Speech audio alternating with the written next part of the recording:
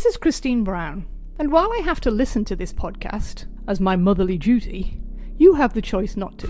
My sons sometimes say some naughty things when they're trying to be funny, but really, they're just being stupid.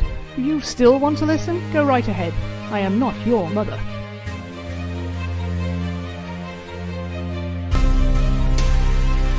Welcome back to the Patriots Dynasty Podcast. We are making our way through the 2003 season. We're at week 6, where the Patriots host the Giants at a pristine Gillette Stadium. And with us this week, we have a special guest. Not just Greg Brown on what sounds like a tin can, but we also have our brethren, I guess, maybe we could wear for it. No. Dave Brown. Well, he's a Brown. Oh, that. I thought you meant like, he has a legitimate journalist job and we have a fake journalist job. Oh, no. He's much more professional than we are. Yeah. Another Brown.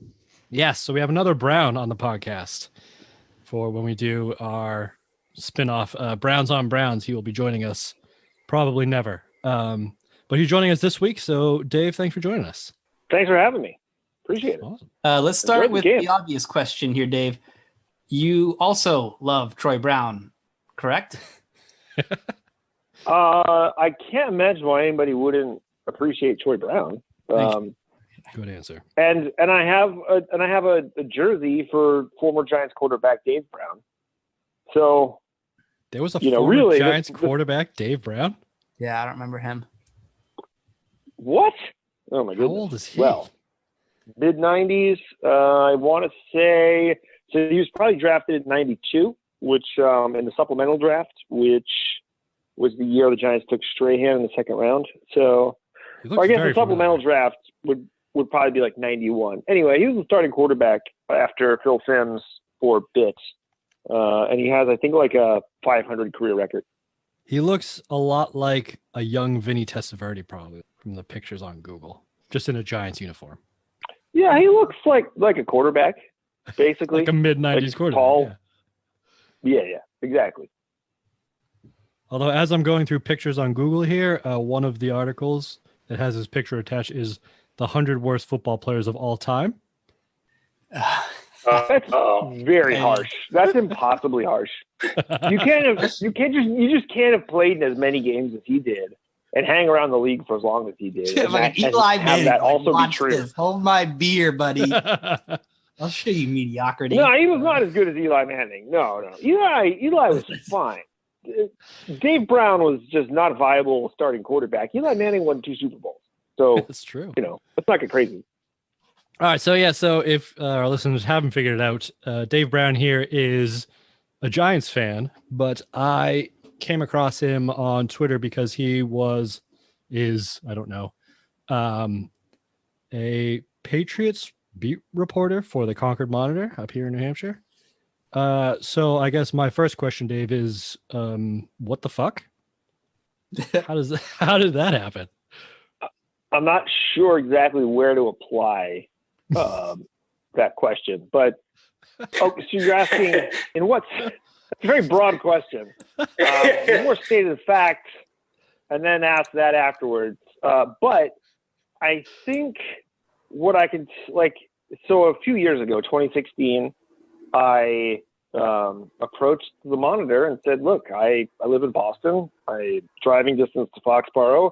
I covered the Pats from 2006 to 2008. And, I kind of like to pick that up again. I left journalism, went to law school, became a lawyer, and said, hey, in my spare time, I could write a bit about the Patriots. And that's what I chose to do. All right. So how did you become a Patriots writer then? Are you from around here? And how did you become a Giants fan? I grew up in Rhode Island so I am 41, and there's a good number of Giants fans my age from Southern New England, for sure. Yeah. There was a time when it was much easier. The games would get blacked out here sometimes, and so it was easier to just get the Giants games. And that's generous. And so I grew up in Rhode Island, and that's how I became a Giants fan. My dad was from he grew up on the border of Rhode Island and Connecticut, and much closer in his case, much easier to get the Giants games. So, and actually, when my dad was a kid, the Patriots didn't exist yet. It wasn't until 1960. So, yeah, so he became a Giants fan before he was 12 years old. And, so that's how that kind of got passed down to me. And then I became a journalist. I went to URI for journalism. I went and got a master's degree from Northwestern. And then I got a full-time job down in North Carolina, which I started.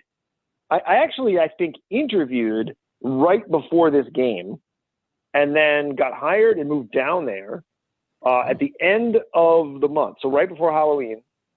I think this game was played like October 5th. And then by the end of October, I was living in North Carolina and covered my first pro football game for a newspaper down there in December of that year. So I then wound up back up in New Bedford at the Standard Times, covering the Patriots from 2006 to 2008. And, yeah. So how long have you been doing the What else content? can I tell you? So I did that from 2016, everything's kind of on pause right now because there's just been a lot going on this year. But yeah. So I went to, Wait. So it was kind of a good setup. I went to 3 Super Bowls. You didn't lose your job when the Giants beat the Patriots in the Super Bowl?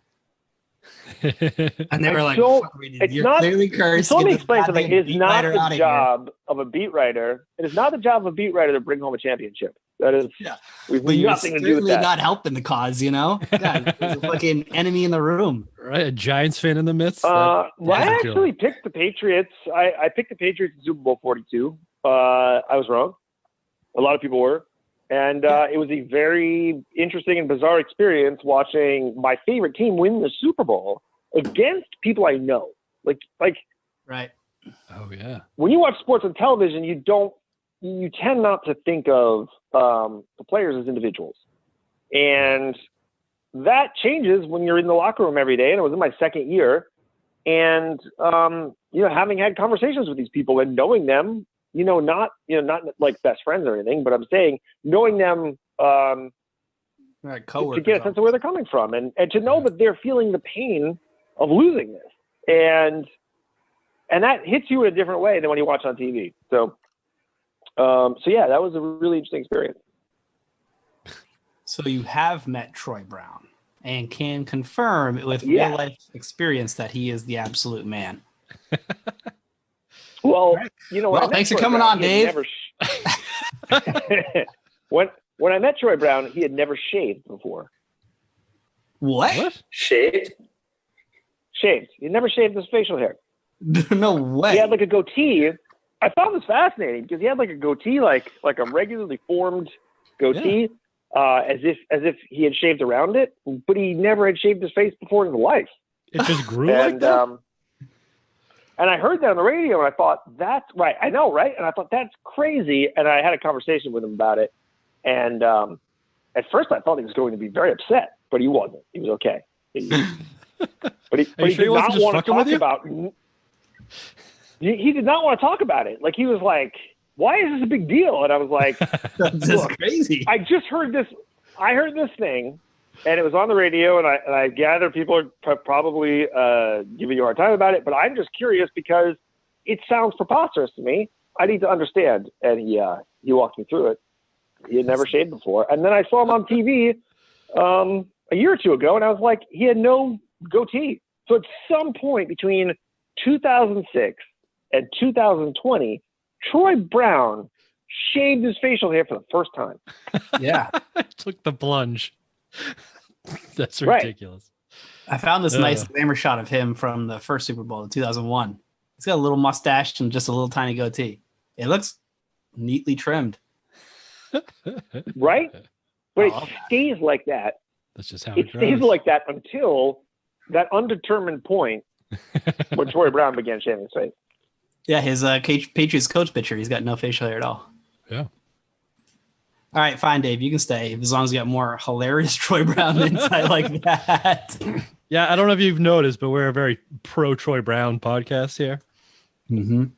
Again, that makes sense. He's, He was drafted in a round of the draft that no longer exists, in the 8th round.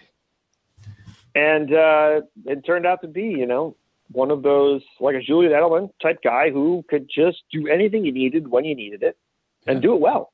He was the original Julian Edelman in that mold. True. Yeah. All right, let's get into this game. Let's do it. Yeah. Dave, did you want to kind of talk a bit about how you viewed the Giants at this point back in 2003? Maybe we should start with 4 in a Lombardi rating, actually. Oh, that's right. Okay, yeah. So before we do that, I'm getting ahead of myself. This game ended 17-6 Patriots. I think it both felt worse than that and also closer than that, I thought. So it makes sense to me. Yeah, and Dave, what we do is we give, because we watch every one of these games, but we don't expect our listeners to, so we give a watchability score. Because we're asshole Patriots fans, we do it out of 6 Lombardis. With a half point being an AFC championship and a quarter point being an AFC East championship. Right. For this game, I would probably give it maybe a 2. Oh, out of 6. Generous. I'll give maybe it 1.5 championship. It wasn't as bad as that Titans game, but it was like that, but we actually won it. It was sloppy. It was the sloppiest game I've seen ever probably since we started doing this. Yeah, maybe ever. Yeah, it was rainy. The field was a mess. It was a pigsty. So many turnovers, so many penalties, so many drop passes, so many just everything. Missed field goals are what? 1, 2, 3. There's 3 at least. 3 missed field goals. 3 missed field goals, all in the first half. Yeah, and then they just stopped going for field goals because fuck it. Yeah, because someone could fucking kick. It wasn't even that windy out. No, but yeah. So I would give it a 1.5. What about you, Steve? Like I said, an AFC championship, and that's maybe being generous. It's just a half a point. One of the all right, only because we won. Greg, did you watch this one? No, I did not. I don't blame you. From the bits I saw, I mean, it's a crazy weather game. You guys don't like crazy weather games? It wasn't like crazy weather, but this wasn't a good one. I like when it gets sloppy. Yeah. Sometimes it can be good, but this was like Brady was 1 for 9 with 4 drops in the first half. And 7 yards passing in the first half. Yeah. It was just bad. Yeah, that's crazy. You don't see that every day. That makes it kind of watchable. I don't like the games where he's like, 15 of 25 for 198. Like, that stuff's boring to me. I like when some weird stuff happens. Well, then rewatch this game, Greg. Come back to us and be like, wow, that was a really great game to watch. I'm glad I sat there. The Ravens game was an excellent watch. Yeah, that game was way better than this game. Yeah, this game was not that game. And it was fucking... Because there was no execution. This game was the problem. Yeah, not as much sloppy in like the weather and the field, but like just the penalties and the drops and just bad football. Yeah. What about you, Dave? How did you view this game as a Giants fan? Matt Chatham scored a touchdown in this game. You guys have no appreciation for how great this was. We'll get to that because that's why it got a 2 from me because a friend of the pod, Matt Chatham. I'm not done. I'm just getting warmed up. All right, let's go. So you got the defensive touchdown. The Giants turned the ball over twice in their first 3 offensive snaps, and I'm sitting there like, yep, that's what watching the Giants was like every week at this stage of the game with Tiki Barber before Tom Coughlin came in and really fixed Tiki Barber. Okay. Yeah. This is like his 4th or 5th fumble of the year. And what is this? The 4th or 5th game of the year for the Giants? That's their 5th game. Okay. That's right. Like every week. Changed his style. Yeah. Yeah. That's right. And Coughlin came in, he fixed that. But at this point in the game, that's what it was like. And watching, like, one of the things I thought about coming into this game was 2003 is the year that Belichick says they figured out that Tom Brady was not just a good quarterback, that he was really one of the best in the game. This is the year when they start to figure out that he's special. And I was like, man, I really want to see what's going on with like Brady before he wins his second Super Bowl, right? Because at that point in the game, no one expected 2001. He leads the league in touchdowns in 2002. What's going on now? And in the first half, he was awful. It was just terrible. And I was like, I've never seen Brady play like this. Never. It was bad. Never have I seen this. And bad. And they worked it out. They got better in the second half, but it was a wet, gross. He was playing with the glove. Yeah, on both hands. Fascinating to me. There's been a lot of glove gate in all these years, which I all 2002 was like every time he had a bad game, the announcers would bring up the gloves immediately because nobody ever plays with gloves anymore. Yada yada yada. Jeremy Shockey was in this game. Jeremy Shockey was Gronk before Gronk. Like he was. Gronk is sort of like a more like they rebooted the Jeremy Shockey character, and that's Rob Gronkowski. Yeah, they made him a little more lovable. Better. Yeah, Jeremy Shockey was a little like more dynamic receiver. You know, like you don't think he's more of a Shockey. Travis Kelce? He felt to me like a Travis Kelce, like that cocky. Yeah. I mean, when Gronk, Pass I'm seeing the exact same thing. The stuff about, remember after Super Bowl 46 when Gronk was dancing at that party and people were like, oh, look at this, right? The guy just lost the game. He's not dancing. Yeah. Jeremy Shockey, that was a Jeremy Shockey story practically. Okay. If you had said it was Jeremy Shockey right now and been like, remember after the Super Bowl when Jeremy Shockey was dancing? I'd be like, oh yeah, of course. You know what I mean? Like guys who like to have the stories about them, you know, it's like prodigious drinkers who like girls and are tight ends who can block and catch passes. Very similar. So Jeremy Shockey's out there. And for me, you know, I know like these are the two football teams that I paid the most attention to in my life. And just so much going on that I thought was fascinating. But if you really want to understand how the 2003 Patriots were so great, I mean, this game they just kind of suffocated the Giants. They let the Giants make as many mistakes as they could. I was shocked at how many penalties the Patriots committed, but especially in the first half, it was kind of a disaster. But I don't know. There was a lot for me to like in this game. Now, this was not like the 2018 AFC Championship in Kansas City. It wasn't that. No. But, you know, it was a pretty good, I would give it like a 3.5 out of 6. Okay. Which on the Giant scale is a 2.5 out of 4. Fair enough. All right. I like that he translated. I agree. I agree with Dave. You didn't watch it. Sure I did.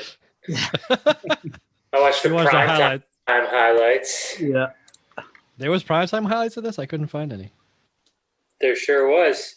Oh, all right. Wow. You'll have to send me the link so I can put it on the website. But yeah, I also I had a bone to pick with these referees because on top of how sloppy the game was, like it was the wrong game to call ticky-tack penalties, and that's what they were doing the entire game. So even on the one few times that there was an actual play that was made, there was a Troy Brown long completion right down the middle, towards the end of the game where they converted a 3rd and 18 and there was this ticky-tack holding call on it. And there was a couple others like that too. Every kick return that made it outside the 20 got called back. And every time even the announcers who I enjoyed in this game, they were okay. I liked Daryl Johnson. Moose. Wait. Sorry to interrupt you, Andy, but I don't know if you heard me. I just had an epiphany there. What? The Chris Bermanism, Amani well-dressed tumor? Yeah. Yeah. I was like, how would a tumor be well-dressed? Oh, my God. Steve. And I just figured out it's Armani, the suit manufacturer. Yeah. God, I'm 33. And I have been hearing that Chris Bermanism forever, and I never ever fucking got it until now. And it's so obvious. Did you know Bad Moon Rising is actually a song? Yeah, I knew that. Okay. Just checking. God, how did I not? I was like, was a tumor? Why would you admit out loud on a recording that you don't understand Chris Berman references. Oh, That's what you I'm obviously struggling have with. not listened to this podcast. That is tame for this thing. Oh yeah. Also, none of us have any shame. No. I have. How Emotion. does one become shameless in a podcast about early dynasty Patriots football games? You just watch enough of them, and it just leaves you. Yeah, it's more of a sense of entitlement, I that. think, more than anything. We can get away with anything. All right, I get that. You just That- figured no that's one's making a lot of listening, so, who cares? Yeah. But yeah, let's talk about Moose Johnson, because I think having former fullbacks commentate games is a great idea, because you got so much like fullback oriented like commentary and insight. That was amazing. I felt the two regular guys, take it or leave it. You know who was awesome in this game? Goose. I forgot about Goose on the Tony sideline. Saragusa, God. yeah. Tony Saragusa, he was so fucking good. He wasn't. He All was right, look, he was so awesome. bad he was good. No, he was awesome. When he's standing in the end zone after they come out of second half, and everyone's like been talking about how they need to get him a coat, and he's like, "Yeah, I had a coat," but then the fans here started shitting on me, so I put the coat away, and he's wearing a t-shirt, Calling him soft. Oh my God. And then there's This guy another one. this guy needs I hope he sent a thank you letter to David Chase, who created The Sopranos, because this is around the time when The Sopranos was really popular. And so kind of like a fat Italian guy on the sidelines, like really hamming it up. Like he looks like he should be. Was he even in an episode of The Sopranos at some point? Because it's like he's filling this idea in our heads of like a New Jersey tough guy. And on that, at one point in this, he gets into an argument with Moose about whether coaches should tell the teams to, try to win 3 out of every 4 games. Yeah, and I was on team. And he's like, you should never acknowledge that losing is possible. And Right. and Moose was carefully walking him through. Where did you all come out on this great debate? Team Goose, 100%. Bill Belichick doesn't fucking plan to lose. Like, well, guys, we break the season into quarters. We'll go 3-1 each quarter, and then we'll end up 12-4. It'll be great. Nah. Yeah, because the first question is, all right, coach, who are we going to lose to this quarter? Yeah, exactly. Which game you expect us to lose? Can you explain? Can you explain what the argument was? So Moose was saying, he was talking about the Giants, and Jim Fossil was the coach at the time, and how they broke the season into quarters. They said, if we can just go 3-1 each quarter, we'll do our jobs. So they're breaking the season into 4-game chunks and saying, okay, well, who are we going to lose to and who are we going to beat? And I don't know if it was that. It was just like it was more of just like, if we're going to, if we can go 3-1 each quarter, like we're doing our jobs, and if we do our jobs, we'll make the playoffs. And Goose was like, why the fuck would you? Goose is kind of saying, why not beat everyone? Yeah. Why not plan on going 4-0 each quarter? And Moose is saying, now both of these guys have won Super Bowls. Right. Moose did it with the Cowboys. And Moose is saying, look, when I was with the Cowboys, we used to talk about things like this. Like, win all of your home games and try to split on the road and you're 12-4. Or, win 3 out of every 4. Win every quarter of the season. Yeah. I happen to think that neither of these approaches – I don't think either of these people are crazy, but I think that the approach, and I think what we've seen be successful in Foxborough is you go we're not going to sit here and exactly. We're going to want to know this. We're going to focus on winning this game. We're going to do everything we can, and then when the game is over, we're not going to worry about whether we won or lost it. We're going to focus on the next one. Yeah, we're going to go 1-0 next week. Yeah, I didn't think about that, but it's 100% right. Yeah, and I think that's the so actually. I thought that was kind of one of the differences between a coach like Bill Belichick and a coach like Jim Fossil. Before we get into the Jim Fossil bashing, I got one more note on Goose here. All right, give me that Goose note. Actually, you know what? I'm going to save it for my best. Okay. Going. Yeah. So Dave, how did you feel about Jim Fossil as a head coach? So, first of all, whoever put together your show notes, these are really great. Like, there's so much information in here. Wow, someone actually read them? Really, You're the first person to read the them on this show notes. podcast. It really, like, there's stuff in here, like, the whole Giants draft from 2003. And I'm like, oh, my God, this draft was exceptional. Mhm. They got 3 Pro Bowlers in this draft. But okay, let me focus Who are on. You're not allowed to say one of their names. Well, he was our Matthew Slater. Yeah. Yeah, He had 2 close block kicks in this game. Yeah, so he was a special teams Pro Bowler. David Tyree. Is that right? Yeah. Yeah. He must Yes. have been. Yeah. Okay, because And, I saw that too, and I was like, he made the Pro Bowl?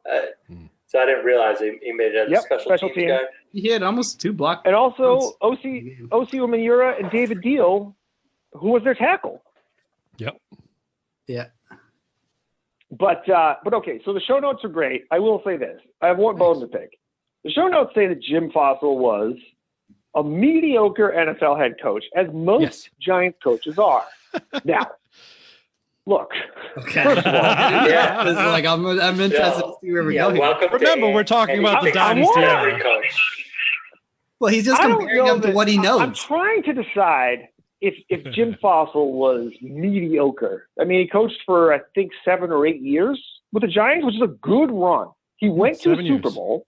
He had 3 winning seasons, which isn't great. That's pretty mediocre. His record's slightly above 500.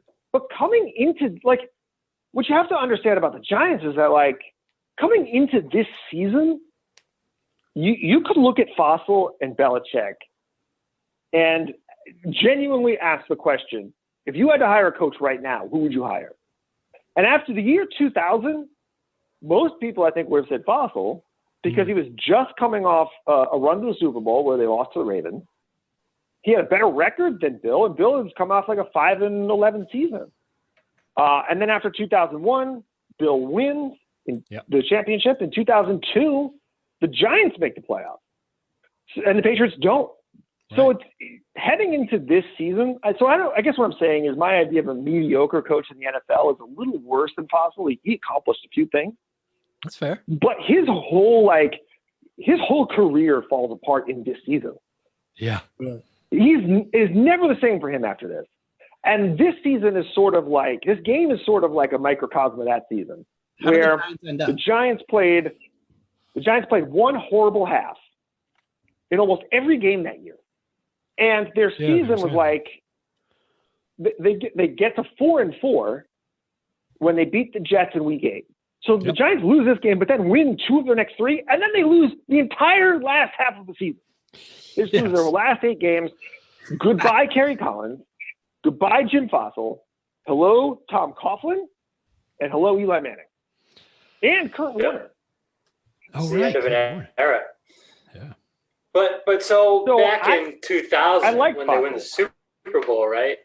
Is that Fossil or is that Sean Payton and John Fox? Because those were his 2 coordinators. Right. through that Yeah, run. and good coordinators, right? Good They coordinators. could make And the there was argument a lot that of those guys. Yeah.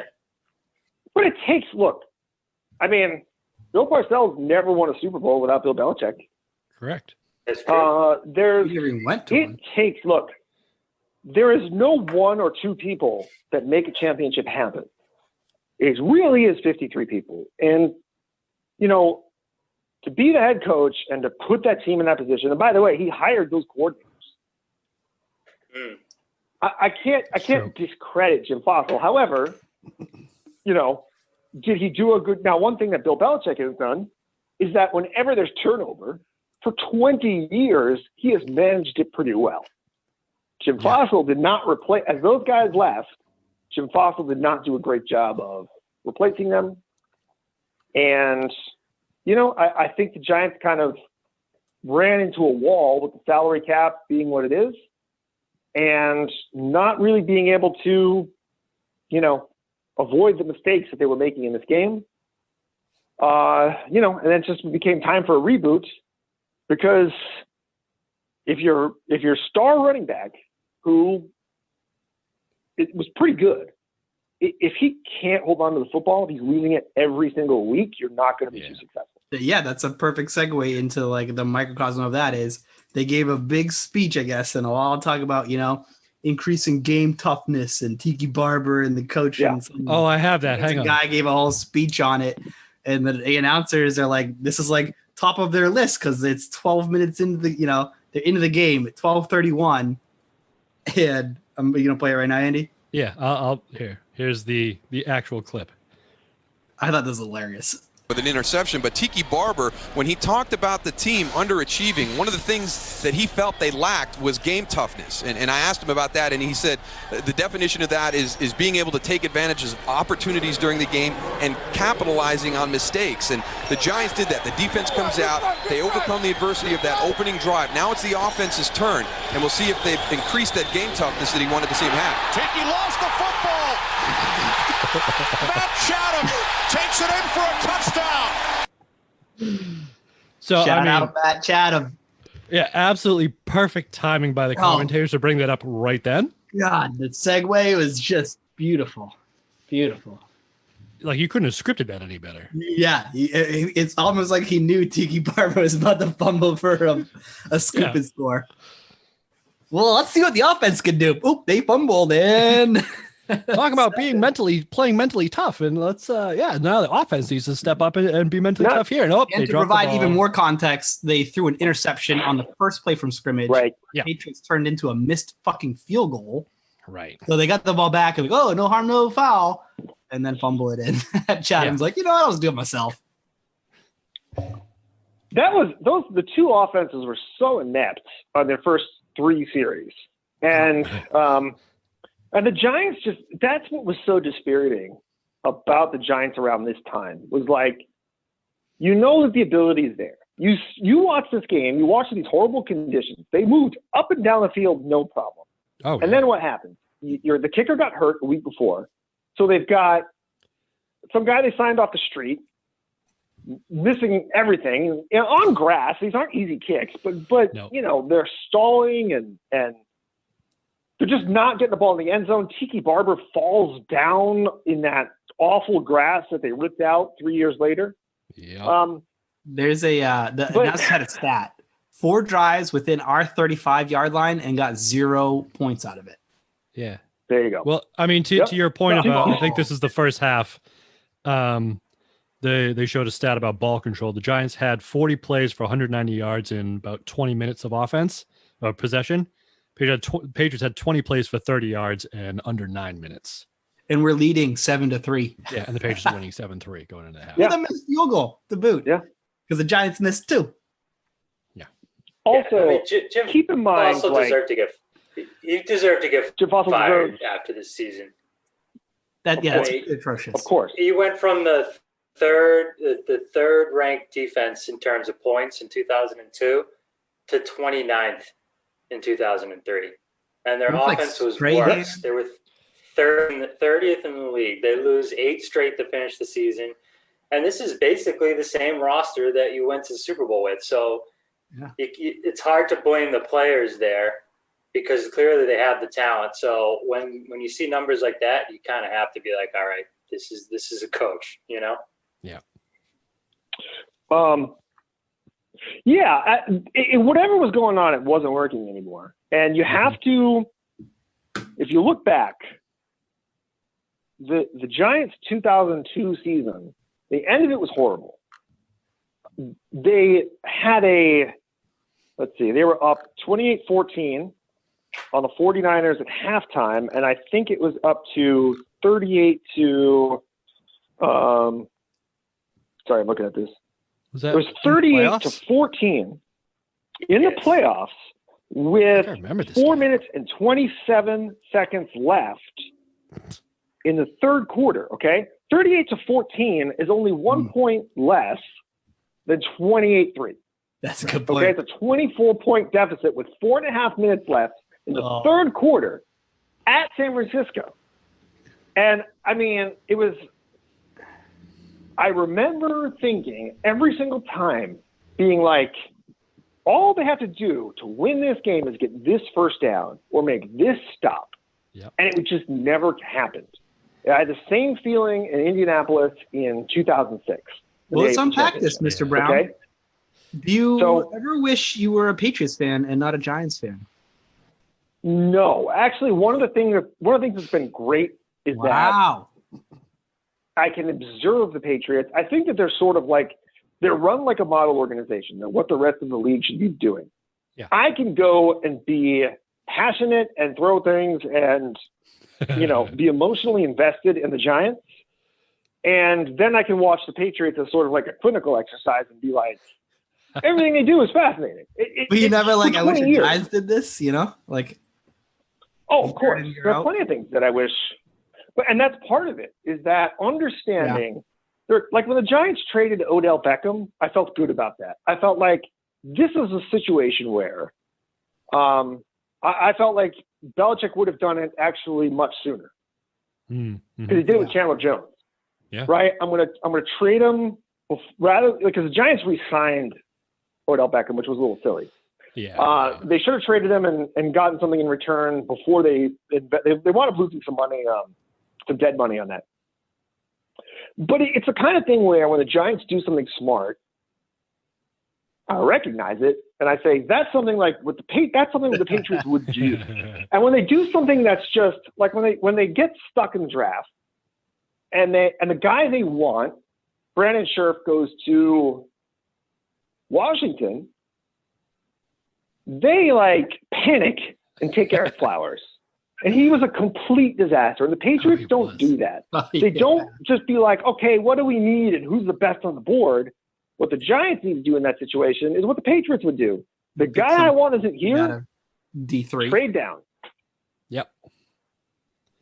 Trade down. You hear that, Greg? If the thing that you want is there, trade down. And Jerry Reese, who was the general manager before Gettleman, never once in the time he was there, never once did he trade down. Oh my God. In the draft. You all don't know. Like you all don't know how great you have it. Well, like what you're watching talk to a Lions fan. We have an idea of how bad it could possibly be. No, you know what it is? But we don't know. No, you know what it is we get to doing this podcast. We get to, it's like a clinical exercise when we talk to fans of other teams. Yeah. So I hope that therapy session. Well, I'll tell you one thing that strikes me is, I mean, I think the Giants, Seattle, and Pittsburgh are the only teams other than the Patriots who have won. And tell me if I'm wrong on this. I believe those are the only. Oh, because no, Seattle didn't win another one. It was just Pittsburgh. It's Pittsburgh, the Giants, and the Patriots are the only three teams that have won 2 championships or more in the last 20 years. Does that sound right? Am I missing anyone? Sounds right off the top of my head. Ravens. They won in 2000, right? Yes. No, well, right, because I'm starting the year after. But even if you want to agree, been around, right? Go ahead. Yeah, but either way. It. And point stands. And I'm starting with 2001. But what about the Bills? What Don't throw me off. I could do another hour on the Bills sometime. But Giants mistakes. But I did not know that Patton was an ex-Giant. Oh yeah. How did I not know that? Yes. Did you this game was 17 years ago? Was he like any good when they first had him? And like, was it like a Wes Welker Miami Dolphins where like everybody knew he was good and they let him go anyways? No, it wasn't like that. He was good. He was fine. There you go. In these games, like Patton's like legit. Yeah, him and Deion Branch, like early Deion Branch, and I guess it's probably late stage David Patton are both pretty fucking solid. Yes, I don't disagree. The point I'm trying to make here, though, is that you have the Giants will win. The Giants and Pittsburgh, they both win like 2 championships over the next 2 decades, while the Patriots are just dominant. But in between Super Bowl appearances, they have a 4-12 complete and total meltdown disaster. So they went to the Super Bowl in 2000, and then 7 years later, they're back. But the road in between is much different than what you had with the Patriots between their win in 2004 and then the next one in 2014. Right. They never. Where you're always feeling like you have a chance to win the Super Bowl. No one else feels that way. Right. No one else felt that way. Lions fans do up until about week 2. Yeah. Oh, yeah. From what we've learned. Browns agree. And after the draft. Yeah. I get what you're saying. You know, it's the last our opinion of that lasts longer through a season than most fans, I think. But the flip side is it's even more devastating as we saw the entire New England region melt down when the Patriots got that 4-game losing streak recently of like, this is the end, everything's going to be terrible. And we have no idea how to handle adversity. Relax. Yeah, no idea how to handle and suddenly, now suddenly you guys are having a kind of fun that you don't normally experience, where the Patriots went out and surprised you by beating the Ravens. Oh, Yeah. I was a believer. I was not surprised. Yeah, okay. But okay. Well, maybe you weren't, but a lot of people were. A lot of people were surprised. I agree. And rightfully surprised. Yeah. And the Ravens came in and they're supposed to win that game at 6-2.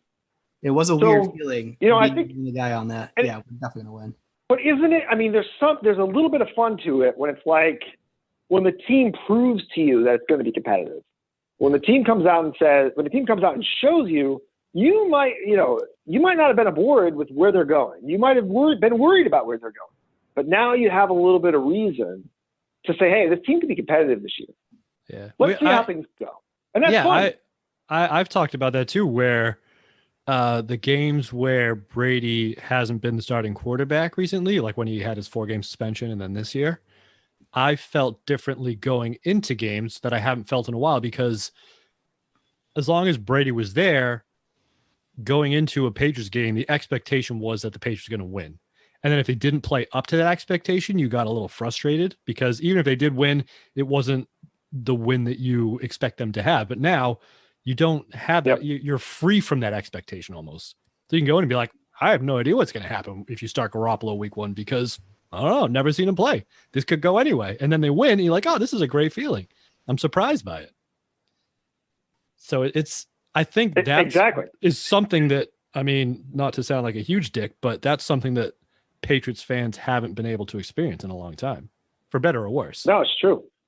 It's 100% true. Yeah. I mean, the losing sucks though. I could do without that. True, luckily we have a podcast where we're at the beginning of a 21-game win streak. So a lot of wins ahead of us. Let's get back to this W. Yeah, let's do it. I wanted to talk about the fact this was on Fox, because you don't see a lot of those games. Only usually when they play the NFC East, it feels like it's always like a Giants or Cowboys games when the Fox guys are here. And I forgot how much a Fox broadcast feels like a commercial for whatever's coming up next. In this case, it was the ALCS game 4. Dude, they would not leave that alone. Any fucking chance they got, they're like, oh, by the way, guess what's coming up? It's like, yeah, we know. You told us 30 seconds ago. From there. Yeah. Guy standing in the bullpen. For a game that got rained out. Did it? Yeah. The game that night. So I co-host a podcast called Entitled Town. Yes. With my co-host Mike Irons, who you may know from Twitter as at Displaced at Ironhead334. Displaced Bostonian is his handle. Yeah. And he was at this game. He was at the Patriots game. Oh no shit. So against was the I, Giants. actually. You were at this Giants game? Yeah, I completely forgot. But yes, I was sitting in the rain. I went with one of our parents, and I got told to sit down because I wouldn't sit down in the game, in the stands. The guys behind me told me to sit the fuck down. By whom? How old were you? The guys guy behind behind me. Yeah, in 2003, I would have been 18, 19, maybe 20. Yeah, you should totally cram it up his cram hole. Yeah. I think it was like me and mom. So I was about to tell some randos behind me to stick up their cram hole with mom sitting next to me. But Ironhead was telling me that he had also had tickets to the ALCS game. Oh. Hiked up to Boston, ate at the McDonald's in Dedham, and then raced over to Fenway, got there just in time for them to pull out the tarp and say, sorry guys, not tonight. Ugh, so brutal. He couldn't go. The next day being a Monday, he could not go. Right. That sucks. It wouldn't really matter because the Red Sox would not win that series. Well, I gotta talk about that. Is it Aaron Boone series? Yep. That's 03, baby. But That was a they were great talking series, about though. the game before. I think it was game 3. There was the bullpen altercation, which I don't know if you guys remember. I remember it like when I jogged my own memory. But there was I think it was after the game. There was a fight between a Fenway It was during Park the game, I employee. believe. Was it? I don't remember. It was always a grounds crew member. Because the bullpen's emptied. Something started. I don't remember how the fight started. It was Jeff Nelson. Nobody seems to know. Yeah. One of the clubhouse workers. Something started in there, and then the bullpen's emptied, and somehow Pedro and Don Zimmer square off, and Pedro like grabs Zimmer. So Zimmer, for whatever reason, he's like 100 years old. Yeah. He's like 100 years old at this point. He goes and charges Pedro. Pedro, I remember that. Grabs him by the head and throws him on the ground. Like, and it looks up like, what, me? But that was so good. Man, it was a scene. That was a wild game. And I remember where I was during. I didn't even remember this particular football game, but that baseball game, I remember where I was when I watched it because it was completely insane. Yeah, but like apparently 2 Yankee relievers beat up a grounds crew member who, according to this New York Times article, the ground crew member Paul Williams went to Beth Israel Deaconess Hospital at about 8:45 p.m. Saturday and was released early Sunday morning. He left wearing a neck brace, the Associated Press said. Jesus fuck. Fucking Yankees, man. Bunch of thugs. Here you go. The Red Sox accused Yankees relief pitcher Jeff Nelson and right fielder Kareem Garcia of attacking Williams. Kareem Garcia was a thug. I remember him being a bit of a dick. Yeah. This is the height of the Yankees-Red Sox rivalry. This was in recent memory. Sure. Yeah. This was the peak of it, yeah. And Fox was all about promoting it. Yeah, speaking of rightfully so. Actually, I have I have a Goose clip because he was talking about walking around Boston after that game. Ah, yeah, this is gonna be mine. Yeah. As we check in once again with Tony. You know, I was a little hesitant about coming to the stadium today. I was walking in the streets of Boston last night, and I saw about 25 fights. I was really impressed by the way the fans have really handled themselves, so I asked the police officer if he was, concerned about anybody jumping out of the stand, sort of like we saw with the Red Sox game. And he says, if anybody gets out of hand here, we not only throw them out of the stadium, but we take their season ticket away and resell it. So I was wondering, I looked up in the stand and I said, well, all these people are pretty calm because they don't want to get hit in the pocket. It was pretty neat that he told me that. 25 fights last night, huh? Yeah, I saw a taxi driver get beat up. I wanted to jump in, but I was full. I wanted to jump in, but I was full. That was my point. I was going to full? I was full. Because I didn't understand that. I didn't understand what he said. And he said I saw a taxi driver get beat up. I wanted to jump in, but I was full. Yeah. Does that mean like he was too busy? Like he was I think he just ate. His hands were full. Like what does that mean? He just eaten dinner. He just came out of that that Italian joint, and he was stuffed to the gills. Oh my god. That was gonna be my best, Andy. Way to fucking ruin it, dude. So good. No, well, listen. This was insane. Because I was like, I'm watching the show, and I'm like, did Tony Siragusa just say that like he wanted to beat up a taxi driver just because the guy was basically because he was a taxi driver? Like he was like, hey, those people over there are kicking some stranger's ass, and I want in, but I'm full. That's weird. That's exactly. But I ate too much calamari, so fuck it. This is Ray Lewis level nonsense. Is all I'm saying. Oh yeah. Oh, it's complete garbage. He saw 25 fights walking around Boston that night. I don't think he did. 25 fights. Yeah. You're pissed off. By the way, I did once see a cab driver stab a guy in Kenmore Square after a Red Sox game, but that was a whole other thing. It was crazy. And it was after a playoff game, but I don't think it was related to baseball. Was it a Yankee playoff game? No, it was. I think it was 07 or 08. They didn't play the Yankees. It was. They didn't play the Yankees either of those series. It was just really busy in Kenmore Square, and the cab driver gave us a cab, and somebody started yelling at him about it, and then threw out some choice racial epithets.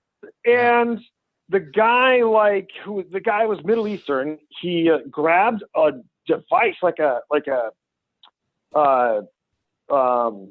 just like an ice pick almost type thing. And the other guy called him some anti-Muslim type slurs. And the guy grabs this thing and stabs the guy with it and then kicked us out of the cab. And I'm like, Jesus. What did we do? Just give me a ride. I don't care that you stabbed someone. I just got to get home. And I went for a long walk after that. That's about all I can say. Holy shit. So maybe it was 25 fights. Yeah, I would much rather get a cab ride home from that dude and be like, hey, how do you feel now? Yeah. You feel better? God damn. Well, I'd say this game probably felt a lot like the Goose walking around Boston, because it felt like a bit of showing the injuries. I really appreciated the Giants were wearing white in this game because the field was such a fucking sloppy mess that everybody got covered in brown, and then you could see the fresh dudes come in and they're pristine white, and the commentators are calling them out. Yeah, there was some wide receiver for the Giants at the end of the game when they're down 2 scores, and he took a run. They showed the replay. He took a run at Rodney Harrison, so Harrison just threw him on the ground. And the guy tried to kick him in the face. And then after that happened, Rodney was targeting him the entire game. It was the only wide receiver who was completely clean jersey.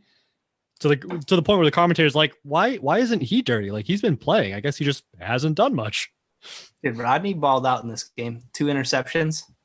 Yes. And he had 9 or 10 tackles too, I think. Yeah. He was let's be real. A fucking super sloppy rain mud game. That's where Rodney Harrison thrives. Oh yeah. This was a slugfest like that is definitely his MO. Greg, what do you think? I think Tyrone Poole had a good game personally. Also, Roman Pfeiffer, 19 tackles. Hey. Tyrone Poole had a strip on that fumble, and he had a pick. Yep. Chris Berman said, Tyrone Poole, he always plays well in the rain. Oh, that's not bad. Yeah, there was a sequence where they kept dumping it off of Tiki just short, and Pfeiffer was wrecking him. It was Tiki, you got to talk to Gary Collins and be stop. Oh my god. Yeah, I wrote it down. I'm Gary Collins is going to get Tiki sent to the hospital with these passes over the middle, because they're just he's leading them into linebackers.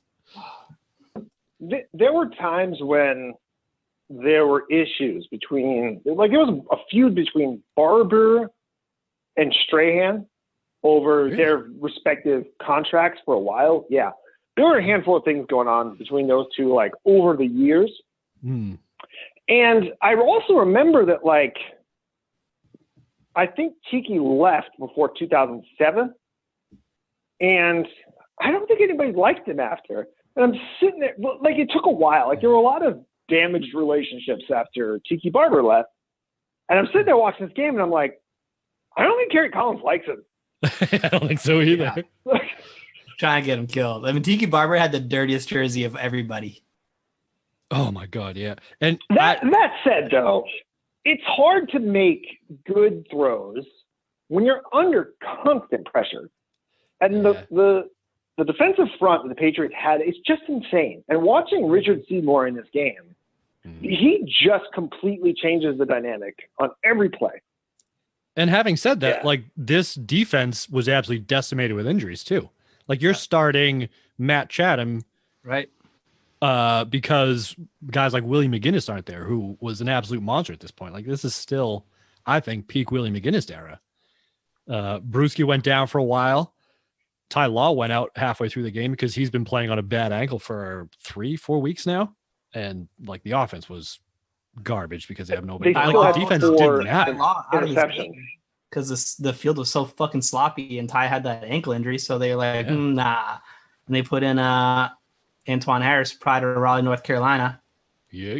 He had a couple of great plays. He had one where he bent Shockey in half, or Shockey didn't see him. He got him right above the hip. And just small of the back, Freudianed him. And then that last interception, to Eugene Wilson. It went right through Antoine Harris's. I watched that and I was like, oh, that interception is not Kerry Collins' fault. Then they showed the replay and I was like, oh, that was a Patriots player who loved the catch and went to like, that's definitely Kerry Collins. Who the fuck is he throwing it to? Yeah, Dave, how do you feel about Kerry Collins? Because I thought he played okay, but when he misses a throw, he fucking misses a throw. If it's by the sidelines, like he misses. Allen's territory. It's like it's 6 rows deep. If he misses, it's like Jesus Christ. It's not even. So here's close. what I'll say. Here's what I'll say about Kerry Collins is that you have to understand. After Phil Simms, we went through this like Dave Brown, who I mentioned. He was supposed to be the next guy. That didn't work out. After him was like Kent Graham. There's Danny Cannell. Like, these are all names you guys may have heard, but they're not guys that you want as your quarterback. No. And it was a long kind of time in the wilderness, and all of a sudden, Kerry Collins, who had been, I believe, the first overall pick, one of those, like 95 or whatever, the year that the Panthers came into the league, they picked Kerry Collins first. So highly touted prospect. He's supposed to kind of be a big deal. He had develops a bit of a drinking problem while in Carolina. Things don't go well, and he winds up in kind of like a backup role with the Saints, gets his act together, and the Giants kind of pick him up cheap. And all of a sudden, here's a guy. I think they said it in the broadcast. At the time, there were only 3 Giants quarterbacks who had thrown for 15,000 yards. Oh, that's and right. One of them is Kerry Collins.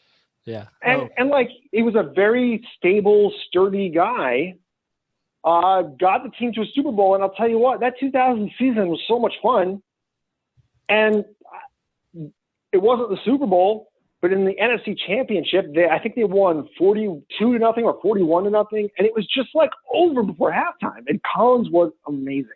Look, he threw for 300-something yards in this game, but also 4 interceptions. Yeah, let's pump the brakes because there's also that like early drive where he's throwing on the run on 3rd and goal, and Tiki Barber absolutely blows right by the jam and is alone in the end zone. And all he's got to do is he can just air it out, loft it out. Doesn't matter really where he throws it, except where he threw it behind. And just was that the play when Barber fell? Yeah, but Barber fell because he was trying to get back to the ball because he threw it like 5 yards behind him. Yeah, that was a rough play. I didn't pay attention then to the replay because I saw Barber fell and I just thought it was on Barber. Oh, Barber was wide the fuck open. Kerry Collins could have thrown that to the moon. Okay. He still would have been standing underneath it. Okay, interesting. So I'll just say this. Look, Kerry Collins was in going through all of these guys who just clearly were not the guy. And remember, quarterbacks weren't they were important back then, but it wasn't a passing league. So there were other things you could do, and you could have a game manager. But Kerry Collins was something more than a game manager. He could make plays, and we just hadn't had a guy like that since Phil Simms. And so it at the very least felt like, and this I think is the criteria for me. Does your team have a quarterback that where he doesn't need to be Patrick Mahomes, he doesn't need to be Tom Brady, but he's the kind of guy that you feel like, yes, we could win a Super Bowl with him. Could he be Eli Manning level? And I felt like that with Kerry Collins. I felt like he could be Eli Manning level. He got them to a Super Bowl, and they had to play against the greatest defense anyone's ever had to deal with. All right, enough of that. Certainly one of them. Hey, Bats podcast here, not a Giants podcast. Hey, you did ask the question. Can take us there. What, the 2000 Ravens though were a pretty good defense. Like they're in that conversation of who's among the best, and that's what I'm talking about. Like you had to go deal with the Ravens. That's a tough draw. If they'd had to go against that Raiders team from 2002, maybe they do a little better. So yeah, especially since it was easy to figure out their play calls. But seriously, that's John Gruden is the only man who has ever defeated himself in a Super Bowl. All right. Yeah. Let's hear, since you're so old school, Giants and everything, what about Jeff Fiegels? Yeah, who had been an Eagles punter and started with the Patriots. I didn't know he Yeah. started with the Patriots. No, me neither. Drafted by the Patriots. And apparently And he had kicked field attempted goals, right? Didn't he kick? They were talking about how he kicked a field goal last week or something like that. He had missed. attempted it. He had Yeah. attempted a field goal a week before because Matt Bryant got hurt. Right. And And they picked somebody up You and know. he got hurt. And then now they had some rando off the street kicking in this game, there you go. who I didn't even write down his name because he wasn't worth it. Conway. This I is think. only ever field goal Nick attempts. Conway? So I couldn't even tell you. Didn't matter to me. Yeah, he's over 1 in his life. Nice. It's under 29 yards too. This is a chippy. Yeah, Sorry, I've seen Wes Welker hit 29-yard field goals. Yep. He's Yeah. also 0 for 8 passing in his career. That's a tough look. It's a lot of bad snaps, it sounds like. It could be actually, yeah. But he bounced it out with an absolutely amazing name. Fiegels, especially when he's on Philadelphia. I mean, Yeah. come on. That's What true. a matchup. Eagles of the Eagles. That's how I remember him. Yeah. Me too. F Eagles. He Yeah. was with the Eagles for 4 years. 4 in Arizona, 5 in Seattle, and then 6 to finish the Giants. He was the Giants more than anything. Steve, this is a Patriots podcast. He was on 2 for New England as well. We drafted him. Oh my god. This is more punter talk than I was expecting. Longest Oh, punt of his yeah, no, career. we talk a lot about punters randomly for some reason. That's true. All right, well, that's fine. We're not going to talk about what's his face in this one though, because he's been pretty bad all season. So I'm not even going to say his name. Who, Greg? No. Although speaking of bad special teams players, Lonnie Paxton in this game got called for a false start on the fake punt that the Patriots tried. Oh, yeah. How do you get called for a fake punt when you're the guy snapping the football? Isn't that just the start of the play? Yeah, I didn't get that either. And also, like, I hadn't seen a fake punt yet watching Unless all you these double games. clutch. They've tried it a few times, but they I keep getting think- penalties called on them or a timeout called. I think if you bob your head, It must have or been if you something like move- that. so if you move something other than the ball, He may have like double clutch the ball too. yeah, if you move without moving the football, I think that's where your false start comes in. Yeah, but that like as a like his job is literally just to be the long snapper. You would think that's kind of all he practices is snapping a football all day. So the fact that he's the one getting called for the false start is a tough look. Okay, Andy. But how many snaps do you think Lonnie Paxton did in his career? A lot. I mean, how many field goals does Adam Vinatieri have on the Patriots? And how many penalties? Like, if he's 99% perfect, Yeah, then, relax. 1 in every 100, this is going to happen. 99% ain't perfect, Dave. Just gonna throw that out there. That's what I'm saying. If he's 1% short of perfect, this is your 1%. That's If right. it had been an ongoing problem, I don't think he would have been as long as he was. That's true. Is it this year or next year where they have the huge long snapper problems? I think it's next year. Or maybe he gets hurt in I this thought that season. was 01, wasn't it? No. Had It's issues with one the of- I long think it's snapper? the Panthers Super Bowl. Maybe. Yeah, there was one no, it's Super this Bowl. season. Maybe. So Lonnie Paxton must get hurt, and the guy they bring in has like a crazy roller coaster of a season snapping. Something So like there's that. more to come in the long snapping for I sure. think so, yeah. Which doesn't help because Adam Vinatieri has now, after missing his first field goal in this game, which was a 42-yarder in shitty conditions, but still, has now missed 4 of his last 5 field goals. Which, when you think of Adam Vinatieri, you don't think of missing 4 out of the last 5 ever being a stat. Yeah, it's a tough stretch for him. This is probably the worst stretch he maybe of his. I mean, besides the Colts, but maybe of his Yeah. Patriots career. I would assume so without having looked.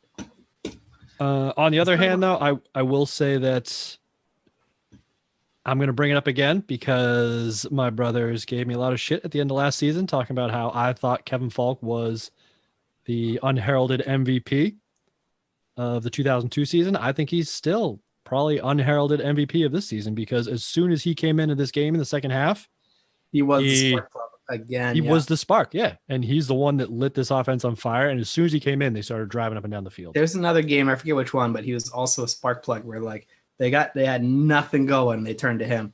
He's like the new. It used to be Troy Brown was that spark plug, and now they're finding another one in Kevin Falk. Yeah, exactly. And Well, he's I think that speed. Okay, so I think Falk's speed and rushing to the outside, it changes the way that the Giants have to defend them, and that opened things up for the offense because now they couldn't cheat, stay home a little bit because Mike Cloud just isn't as fast as Falk. It's true. But Mike Cloud, the week before this game, had himself a game. He had 7 carries for 75 yards and 2 touchdowns or something. That looked like the next coming. Right. And this is all because Antoine Smith is hurt. And Cloud gets it's all situational. Yeah. It's all situational because Cloud was in the right place. He was the right person for that job the week before. Yep. And in this game where the Giants had this was 2 exceptional defensive lines. This game was all about these defensive lines. Yeah. And the Patriots needed that guy to come out and do those outside rushes and kind of stretch that defense a little bit and make them, settle them down a bit so that they couldn't. It actually reminds me a little bit of what happened with Kansas City in the 2018 title game because when they ran Sony down the Chiefs' throats for the first drive, the Chiefs now had to back off a little bit, and they couldn't just go after Brady kind of, couldn't just pin their ears full back. throttle. Right, exactly. And so that's what was going on here in the second half of the Giants, I think. Although I will say, Michael Strahan had 2 sacks in this game, and he was awesome. Michael Strahan was too. Yeah. This is peak Michael Strahan. He finished this season with 18.5 sacks, which you just don't even hear that number anymore. But that's his second best season because he set the record a couple years earlier when Brett Favre kind of took that cheap sack. Yeah. But this year he comes back with 18.5, and he's like 33 years old. Okay, he was drafted the same year as Bledsoe. Yeah. Drafted the same year as Bledsoe, and he was the most. So if you stack up Pro Football Reference tracks value under that AV stat, if you look at the draft stat, Strahan had the most value of any player in that draft. Let's lay off the Strahan love here on this podcast. Well, wait, and let me just say this: are very far apart. Passed on him. His teeth are very far. That's true, but the Patriots passed on him twice because they had the number 1 overall pick, but they also had the first pick in the second round. Giants got him, I think, 3 or 4 picks after that. Yeah, but who did the Patriots pick in those picks? Because they had some great drafts. Tom Brady. Their second round pick was pretty good. Yeah, I think they picked an offensive lineman. Something like that. Matt Light, maybe. In 92. Oh, all right. Speaking of K-Falk, this was his career high in rushing yards. I don't know if you saw that. Oh, yeah. How many did he have? It was less than 96 or something like that. 87. 87. This is career high. Add to that point, he might have another one, but I Googled it. He does not have a 100-yard rushing game in his career. Damn.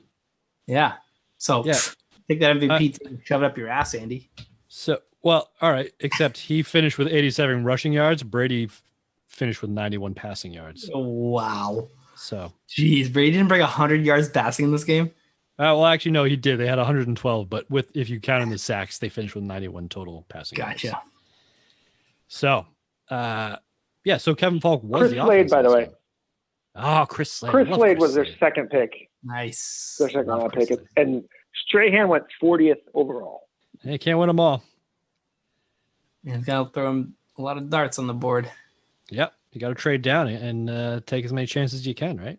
Do you see how the Patriots are trying to get Bethel Johnson involved? Oh, my God, yeah. Yeah, he was their new, hurt, right? Yes. Deion Branch is hurt in this game, as is Daniel Graham and Antoine Smith on offense. So the Patriots are rolling out Bethel Johnson and Patton, and of course Troy Brown. And Mike Cloud seemed to be their only running back in the first half, and then they sprinkled in some Larry Centers until Kevin Falk. Bethel Johnson has awful hands. He wasn't great. He was great if he got the ball in his hands, but he couldn't fucking catch it. He's been a great kick returner this year, though. Yeah, no. Well, they saw his flashes on kick returns. They're like, wow, he's fucking super fast and shifty. Yeah. We'll just find ways to get the ball in his hands. But like it's like Cordell Patterson. You know, he couldn't catch for shit either. I think Bethel Johnson can run better routes than Patterson, but yes. Just like even if you get the ball to him, he's just going to drop it. Yeah. But on kick, I mean, Cordell Patterson just tied the NFL record for kick return touchdowns the other day. Was it a tie? Yeah, I know it was his tie or right? Second place, one of the two. Something like that, yeah. Which is pretty impressive. It's not bad. Who else was in this game? Oh, Wayne Lucier was in this game. Who the fuck is that, Andy? He's a lineman for the offensive lineman for the Giants.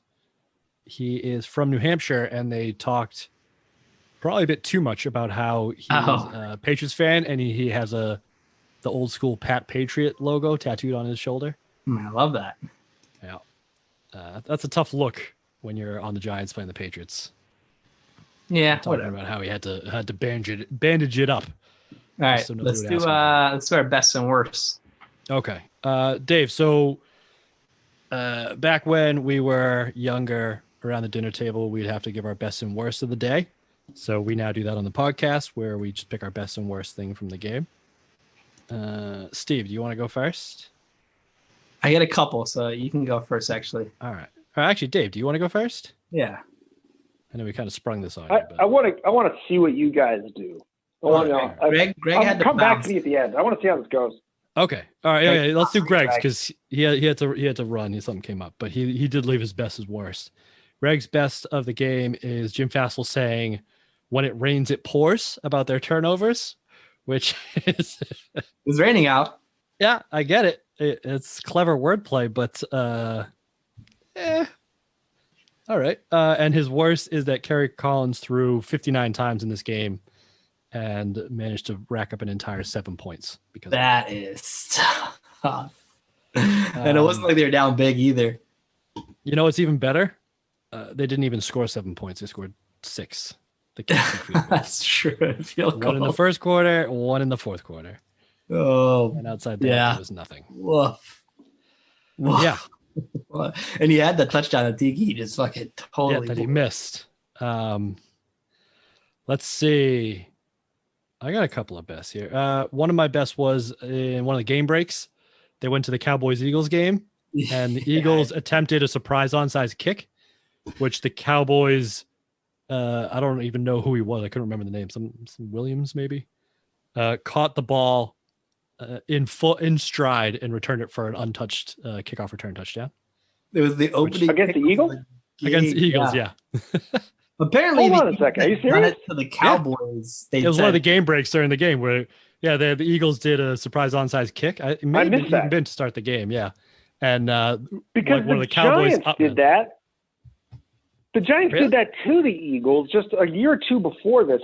I think it was in 2000 because they beat the Eagles in the playoffs and this was during they beat the Eagles 3 times I think that year. Okay. And Jason Sehorn was on a hands team, and the Eagles was late in the game.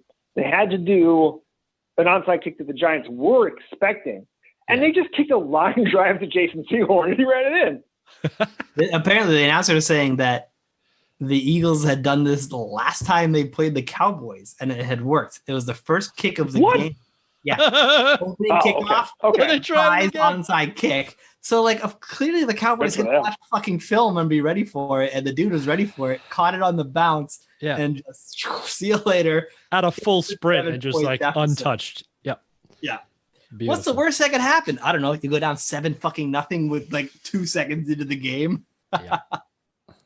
So that was one of my up there for one of the quickest scores in NFL history. Think about it. It's probably close, yeah. Because he caught that pretty much full sprint, just grabbed it off the opening kick, and is in there for 40 yards later. Yeah. I mean, the only quicker score I can think of is when during the butt fumble game when the Jets returned that kickoff and the ball popped out and Edelman caught it and just walked it in for a touchdown. that was probably quicker from like kickoff to score, but it was at the beginning of the game. So Right. I mean, I guess that probably might have happened, but yeah. That was a quick one. Let's see. Oh, I touched on this before. I really enjoyed all the fullback talk by Moose Johnson.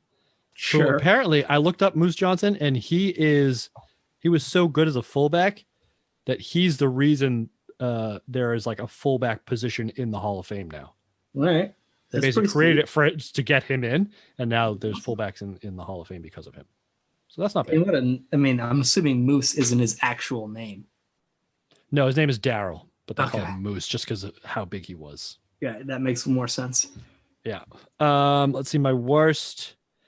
I think my worst would be Tiki Barber, because he, like, from that first fumble, he looked like he was a basket case. Like, mentally, you could see every time they showed a close up of his face and stuff, he just looked like he didn't want to be on that football field, which you don't ever really see in a football player anymore. And it just kind of like, there was a whole lot of like little pieces like that maybe why this team fell apart, because it almost felt like Jim Fossil was losing the locker room. Like, they kept talking about like these little things here and there, like Visante Shanko was tossed from practice this week. They didn't explain why, but they're like, oh yeah, this sort of stuff has been happening with the Giants, and like kind of talking around the issues that the Giants were having in the locker room without actually really addressing any of them. And so just the whole, Tiki talking all week about playing mentally tough and then immediately giving up the fumble, kind of like not a great look. I mean, it was great to watch though. Yeah. I don't remember what this clip is because I didn't mark it. Who's going to play it? As well as so just have it's checkers and chess compared to Jim Fossil. On this. So let's find out what this is. Bill Carollo went over for a chat with Jim Fossil. New York tried to challenge the ruling on the field from the prior play. However, the ball was snapped before the buzz. That's right. So the Patriots completed a long pass down the sideline to Patton, which was a sick grab. It was, and it would have stood if that would have been a bad challenge. Yeah, it would have been. But the fact challenge. that Jim Fossil tried to challenge it 2 plays later, because the Patriots ran up and Brady ran a QB sneak so that they couldn't, is like that's the exact. Those are like those small little things that Bill Belichick teaches his team that like other coaches don't think about. That's true. You don't see too many QB sneaks when they try to run the quick play. They always try to get a play. Just get up there, get a play off so that they can't challenge it if it's close. Yeah, we don't care if it's the correct call or not. Like, we're not going to find out. We're just going to like put the pressure on them to do that. Right. And like everybody does it now, but like Belichick was the one that invented. Also, did you hear in that ref's explanation? This is back when they had the buzzers. Correct. Yeah. Instead of the flags. Oh wow. Yeah. Well, I think they had both. Because this is what Belichick does, is that he thinks these things through because he knows they're going to happen in the game. And so many times we see the league catch up later. The big one that comes to mind for me is deferring on the kickoff. Yep. Yeah, that's a big one. No one else did that. No one else was doing that regularly when they changed the coin toss rule. Mm-hmm. And Bill started immediately deferring, and now deferring is standard. Yeah, that's a good point. Don't do it. And now running up to the line to snap the ball, so that the other team can't review, is standard. As is trying to get a timeout in to prevent the offense from doing that. Yep. There's a little bit of gamesmanship now around or even in this game, you saw it too, where towards the end of the half. Like out of a break, the Giants would come out to run a play, and they would line up, and then Belichick would immediately call a timeout and make them have to change what play they're doing, and also be able to prepare their defense specifically for this, like all the different things that could happen in this situation. Well, I'm glad Greg isn't here to shit on Belichick, because he was texting me this week about how he should have declined some offsides penalty during the Ravens game. Yeah, Greg's too much of a fence sitter for me. This is a dynasty podcast. All right, I'll give you my bests and worsts. All right, well, I got one more. Oh God, it's just the worst, and it was the Fox broadcast when they were trying to show the starting lineups at the beginning. The Patriots one with all the backs and receivers was empty. It had Michael Cloud in there and a picture of Troy Brown, but no names. So, tough. They had luck. all sorts of technical issues. Wasn't great. One where like the fucking they tried to like drop down the timeouts, whatever, and it just like glitches over and over again. Yeah. It was like that weird noise. It just buzzed and then went away. It was so bizarre. It was very strange. Yeah, it was a rough outing for the Fox team. So what do you got, Steve? 2 best, 2 worst. Which ones do you want? How do you want them? I like best. You want 2 worst and then 2 best. So you tell me, I'll deliver them. Give me best first and then worst. This is Matt Chatham's best game. Correct. Fumble recovery for a touchdown. He had a good sack. He had a sack and a tackle for a loss. He was kind of all over the backside of the backfield. I thought he played super well. And he's getting that spot start and he showed up. Yep. And we talked to Matt about that and showed him all his stuff. And oh yeah, that's right. Nice to see that. I know this game was coming up, from the interview we did with him, and it was cool to see it actually in play, even if it was a terrible game to actually watch. Yeah. And then my real best was, or my other best, we'll call it. Good save. Was must have been a Caroline Blue in the stands at halftime, because they couldn't catch a fucking ball in the first goddamn half. And all of a sudden they come out in the second half and they're like, well, that dumb broad who's been drinking all day caught one. You guys got to start catching them too. I don't know, because Cam Newton wasn't in this game, so I don't know if that's the case. Dropping fucking balls all game, which but is I like nice. how you're bringing back Cam Newton erotica. 3 weeks later. 6 weeks later. Jesus Christ. Good for you. What are your worst? There was a play where Brady was in the red zone and had a crossing route on 3rd down to what's his name, the fullback, and just fucking just he didn't even try to get out of the way. Nope. Hit him square in the chest. It was like he wasn't expecting the ball to come be thrown right at him. Yep. He's like, oh shit, a ball, Come on, buddy, get your head on a swivel a little bit. And then the commentators talked about how even he couldn't catch a ball and he was dropping them. Yeah. Because at that point, Brady, I think, was still 1 for 9 with 4 drops. That's brutal. It was a tough look, yeah. And then there is a triple sack where Collins got wrecked. Oh yeah, right. And Klecko caught him in the head. Yeah, and it wasn't a super dirty hit. No. But I don't know if you noticed this. The commentators reference a hit in the preseason by Bill Romanowski. Oh, I heard about that. Yeah. And I actually Googled it right when we started this podcast. I don't know if you saw my face. It's ridiculous. Really? Yeah. Bill Romanowski breaks Kelly Collins' jaw. It's on YouTube. It's 5 seconds long. Oh God. It is an and to think this is the fucking preseason is insane. Well, that's Bill Romanowski was a fucking psychopath. So that doesn't really surprise me. So took his head off, broke his jaw in 2 places. Holy shit. Yeah. In the fucking preseason. In the preseason. God, and Klecko caught him. It was actually kind of the same spot right on the chin, but Romanowski got him full head of steam, clean. Where fucking Klecko just it was a bang bang sort of play. Well, just to go off that, I had a note from that play too, and it was that Kerry Collins looks like a failed stand-up comedian with his helmet off. Okay. Because he was moderately attractive, but completely disheveled. Yeah. And had that looked like he'd been on the road for 6 weeks and hadn't shaved or showered very well for a while, and just looked completely burnt out, dead behind the eyes sort of look.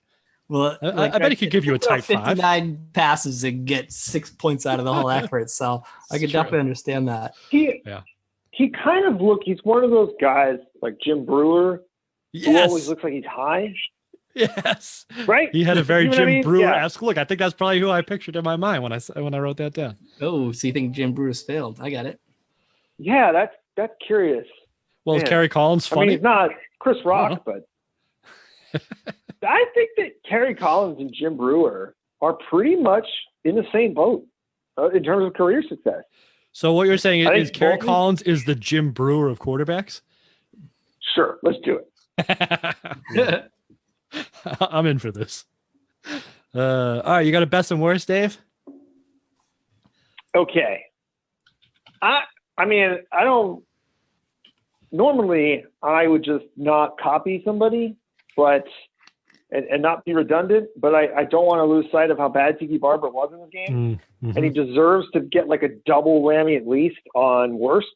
I would agree with because look, I mean, you set it up perfectly with the clip about how Tiki Barber's out there saying how tough they have to be. And he's the first guy with the ball on the ground. And you know what I mean? In the worst situation, gives it 7. And then is just a complete disaster. He's a shell. Trying to protect the ball for the rest of the game and just not playing like himself. And you know, thankfully Tom Coughlin got him back on track. But, you know, he wasn't even there by 2007. Like, Tiki Barber is one of those guys who, like, I don't know, just has a real frustrating star to have on your team. And this game went a long way in showing why, because you can see the guy is super talented, but man, there's just some things that happen that it just drive me nuts as a fan. So almost like some parallels to like a Terry Glenn on the Patriots, I would feel. Sure. Maybe. I wasn't as involved when Glenn was here. So that he was similar, like super talented, but up, just a basket case and couldn't keep himself on the field just because he couldn't get out of his own head, basically. So for all of our listeners who are like, who the fuck is Jim Brewer? Like me? Fucking really? Dude, I'm terrible with names. He's the guy from Half Baked. Yeah. The white guy. There you go. Yes, but my God, the fucking spitting image. Yeah. Him and Kerry Collins had right? Oh my, they could be dead on. They're definitely related somehow. I'll take that 23andMe and figure out how far back that goes, because that connects. Imagine it was the same person. When did How High come out? He's moonlighting as a stoner comic on the weekends, the weekdays. He's hanging out with Dave Chappelle on fucking Monday through Friday, and then going out and throwing 4 picks on Sunday. Yeah, 59 passes and 4 picks. No big deal. So is that your best or worst, Dave? I assume that was your worst, right? That's my worst. Tiki Barber worst. So the best is Mark Bavaro.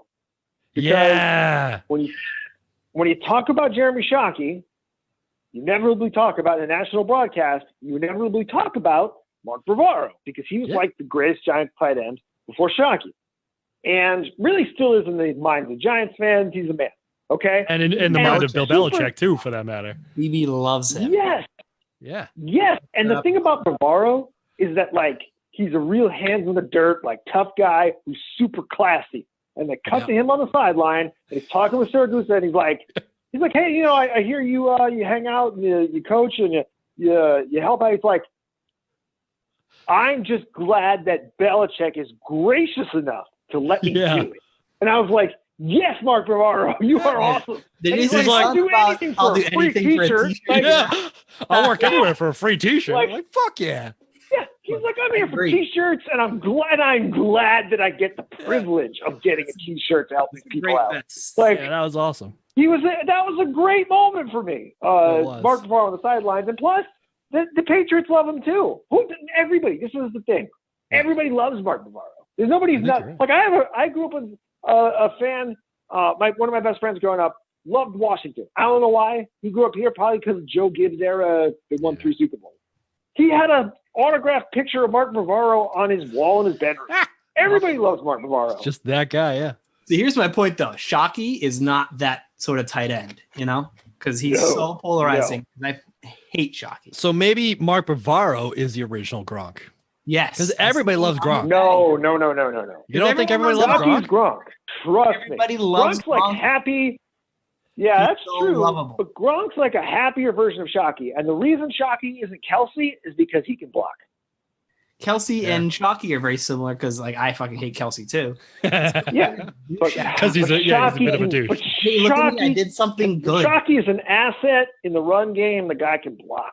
He's much like Gronk. Like, I'm just saying, Gronk is terrible at it, but if you start with Shockey and then you improve everything.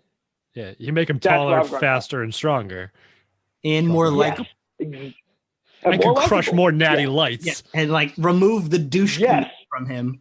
Well, I think there's still a douche vein in Gronk. Yeah, but like the lovable douche part, not the canoe part. Yeah, he's more like that asshole golden retriever that's shitting on the rug, but it's still funny, so it's cool. Yeah. It's just a dog being a dog. What are you gonna be mad at? You know.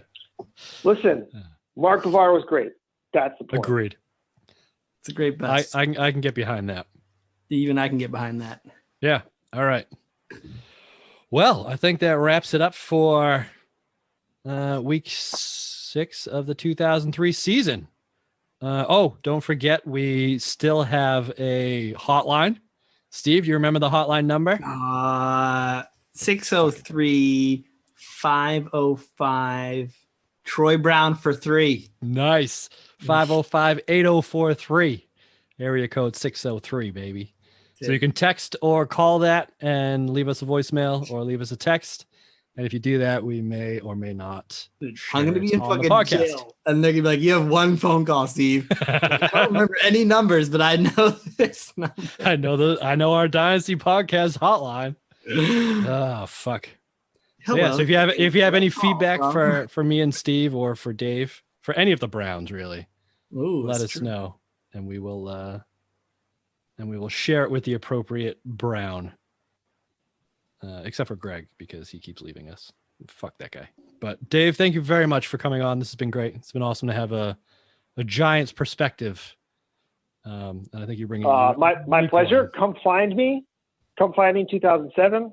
There's a couple of games. We'll find you for the first one, but I think the podcast is actually going to end at the NFC Championship. I don't think it goes any further. I'm excited. Because I was at both of those games. And I'd love to talk about them. So we may have to do that. Either or both, I don't care. But don't lose my number when you get to 2000. All right, no promises. If we do get there, though, you will be the first to know. Big bet. All right. What do we have next week, Steve Brown? I have no idea, dude.